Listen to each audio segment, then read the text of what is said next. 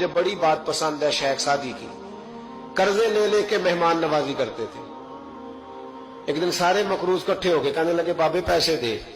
بابا جی کہتے ہیں وہ پیسے مانگ رہے ہیں، مجھے ٹینشن ہے کہ انہوں نے کھوایا کچھ نہیں، مجھے پریشانی لگی۔ ایک بچہ کوئی چیز بیچ رہا تھا، وہ کھیل مرونڈا نہیں بیچتے بچے، وہ بیچ رہا تھا تو آ گیا، کہنے لگا لینی ہے؟ تو بابا جی کہنے لگے میرے مہمانوں کو کھلا دے ساری۔ بچہ بھی راضی ہو گیا کہ سارا اکٹھا ہی گاہک مل گیا، تو سارا جب کھلا دیا کہنے لگا پیسے؟